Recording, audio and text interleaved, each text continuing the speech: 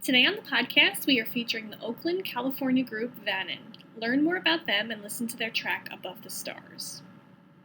Welcome to the Eat, Sleep, Breathe Music podcast, where we talk all things music. I'm your host, Jeanette Kinzel, music blogger and enthusiast. Let's get started with today's episode. Just popping in to give you a heads up. This podcast contains paid promotional content. That means we were compensated for the feature. All opinions are our own, and we only choose to represent music that we truly dig. Now on with the show.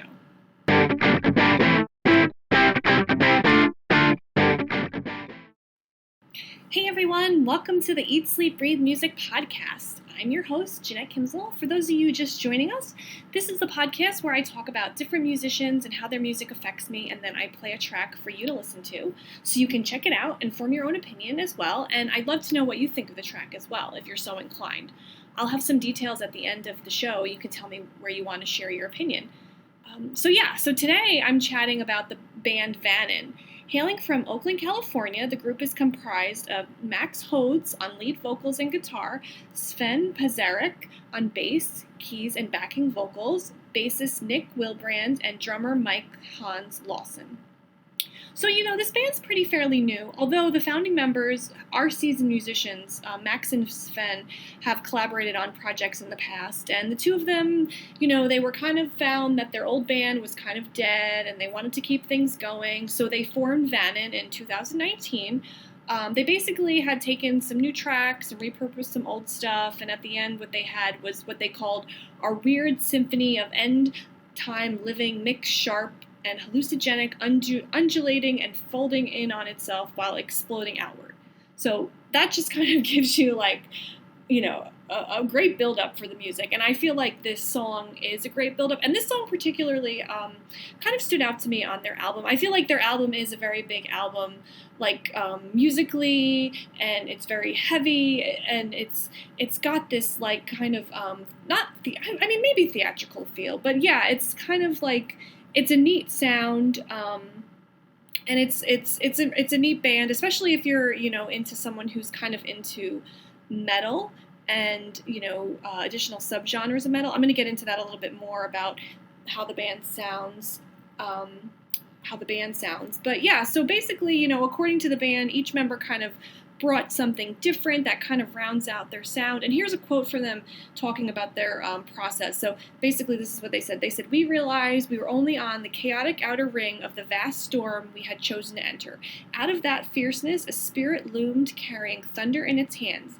Nick Willbrand of Tech Death Metal Masters Continuum, riding high, joined up. Sven began expanding his synth collection until it required a room of its own. We jammed feverishly for extended lengths, conjuring new material and mastering the old. That's when Dylan returned from New York and answered the call. His prowess with many styles bellied a firm grounding in psychedelic and progressive rock. He brought the lightning." So, again, that kind of gives you a picture of, the types of music that are involved. This is kind of like a big, not necessarily like a big bang, but, you can imagine the type of melodies and riffs and synths and production that kind of goes into this. So, just talking about that, it can kind of give you a sense of, what is this music that you're listening to and what's happening. So basically in 2020, they put out a 2-track release called Over the Wall, and you can check that out on their Bandcamp page, which I will leave a link to in the show notes. But the song today I'm going to be playing is off their first full-length release entitled Desert of Our Dreams, which is out now via Big Round Music. And the song is actually called Above the Stars. It reminded me, it has a lot of different elements, and it says, things have said that they could appeal to fans of Yob or YOB, I don't know what the right way to say that is, Soundgarden, Faith No More, High on Fire, and Devin Townsend. So depending on the song, depending on the song, I've seen some other stuff that has compared them to, or maybe would say that they would appeal to Mastodon, Pantera, Opeth, and Blind Guardian fans. So, it sounds like they do have a varied sound. And this song in particular, I would say the music that they make overall would be kind of like a little heavy rock or heavy metal music. I know heavy metal isn't for everyone, but in a way, I think this track would appeal to different people because there is a lot of like, different subgenres in it. And I think if you're into harder rock, you may find interest in the band's music as well. I would say, after checking out this track, maybe check out some other stuff and see what you think. When it comes to like official name of their sound, it was kind of described as like psych metal and stoner doom metal, and these were subgenres that I was just not aware of. And I'm not really a metalhead, and I don't know much about metal, and I didn't realize metal even had subgenres. So I went to ask my husband because he's into metal, and I was asking him like if he knows about subgenres of metal, and he said he wasn't really aware of these particular subgenres either. And so I was like, all right, well, let me go do some Google search and see what I can find online. And I found that basically I found a search that it came up with like psychedelic metal and heavy psych. And then there was also, it talked about like acid rock. But when I think of like acid rock, I would think about something that's more like slower, psychedelic. And I don't know, maybe I'm wrong about this, but I would think something slower, psychedelic, 60s. This band does have those elements of psychedelics, but I don't know if I would call it like 100% acid rock. I would think that like really at the core would be metal. But then again, there's all these like subgenres that are kind of like adding into the mix. And I think like just the fact that they're bringing in like lots of different things like synth and, drum beats and different things, it does make it more of a lot more subgenres going on than just like straight metal. I'd love to even I'd love to even get an opinion from someone who's like a really, true metal fan and know like what they think as well. Like I think I would be interested. I mean, personally, like I said, I'm not 100% up on like metal and what that's about. Like what defines metal, what metal is, and and then another website, rateyourmusic.com, was saying that psych metal isn't really actually a real genre at all, but it's just something, I guess, bands that have like psychedelic elements. So I mean, someone who's just like a metal band, but they have psychedelic elements. So, and that was interesting too. And then that Rate Your Music had a page on heavy psych, and that was described as like something that was developed in the late 60s. It had influences of blues rock with heavy dependence on riffs and like improvisation and crushing levels of like this heavy, thick, fuzzy guitars, creating a doomy and morose atmosphere. I can't read for some reason. But yeah, like, and I would say that kind of, those elements are incorporated into this as well. And then going into doom metal, doom metal is another subgenre of heavy metal, and that has like slower tempos, low tune guitars, and a thicker or heavier sound than other heavy metal, according to a Wikipedia entry. And I would say with this song, you can definitely get like a feel of like doom and gloom, and it almost has like a post-apocalyptic feel, not only in like the music but the lyrics. It has this like almost like foreshadowing, negative feeling.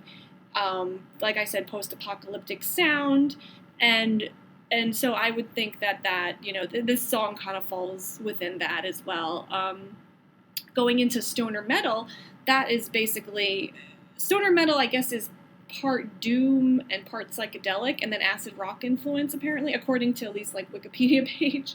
So, I guess like it's, one part doom metal, one part psychedelics, and maybe some acid rock thrown in there, shake it all up, and you've got stoner metal. So, I mean, it makes sense because, like there's the psychedelic, which is kind of like, psychedelic stoner, whatever kind of feel to it. And this actually emerged in the early 1990s and was pioneered by bands Caius and Sleep. But yeah, so this was all very interesting to me. And like from what I'm gathering, it seems like stoner metal seems to be, according to the information I found, it's like slow to mid-tempo with heavy distortion and groovy psychedelic basses and melodic vocals and retro sound production. I mean, I don't know if this song really has all that, but there's some elements of not so much. I don't know. I think it's more doom and gloom than really stoner metal.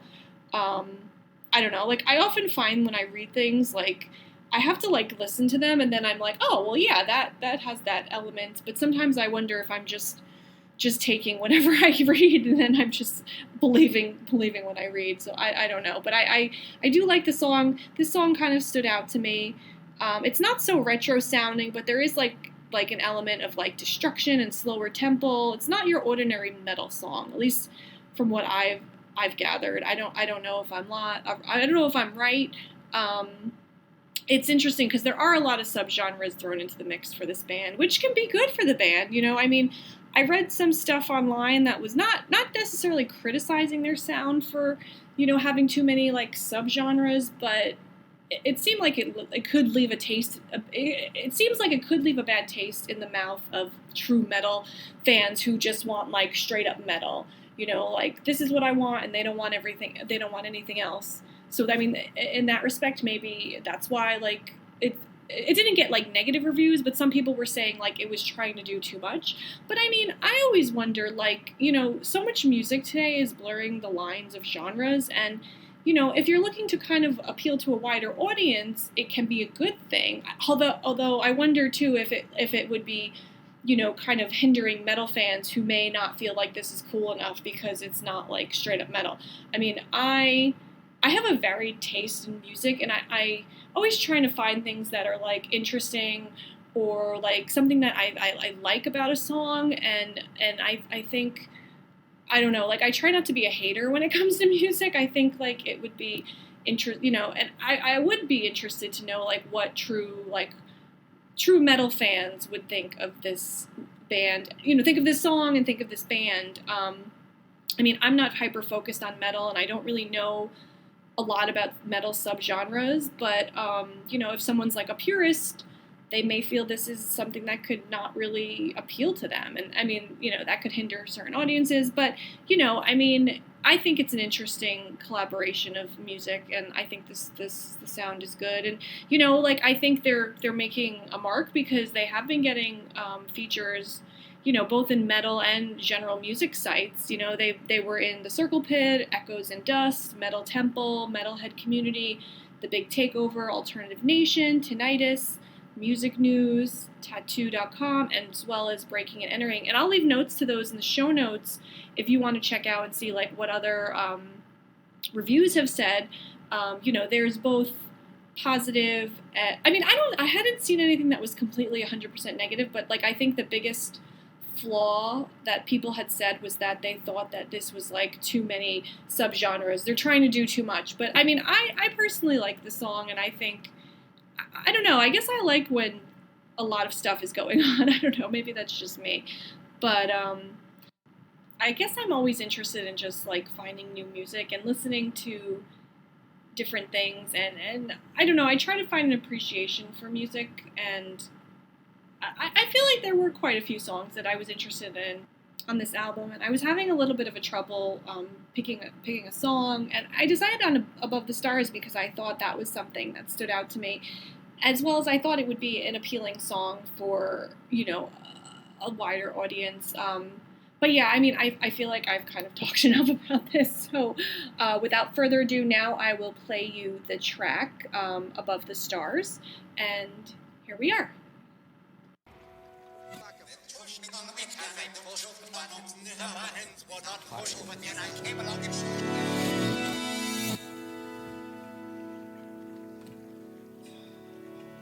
All alone is on the sunbed.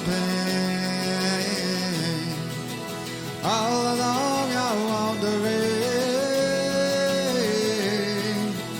All the faces look the same. Out of family here again.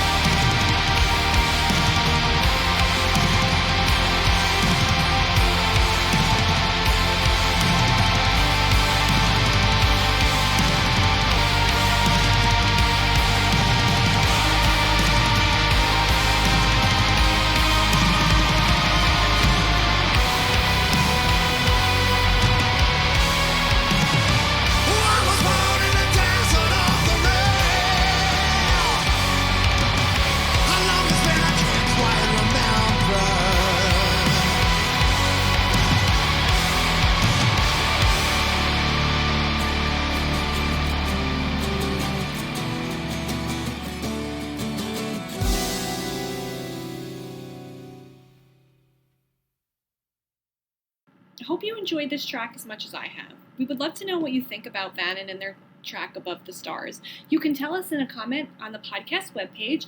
You can also leave an audio comment at the link in the episode summary. According to the band's website, they'll be playing some shows on the West Coast in May and June this year if you're interested in seeing them live. For more information, you can check out their official website, www.vannonband.com. That is www.vannonband.com. You can also like and follow them on Facebook and Instagram at the handle Vannon Band. That is VANNONBAND. If you're looking for more new music, be sure to subscribe to our podcast so you will get the latest updates on our artist features. You can also find more music features on our website at www.eatsleepbreathemusic.com. That is EATSLEEPBREATHEMUSIC.com. Thanks for listening and see you in the next episode. Thanks so much for listening to the Eat, Sleep, Breathe Music podcast. To find new music and learn more about what we do, you can check out our website at www.eatsleepbreathemusic.com.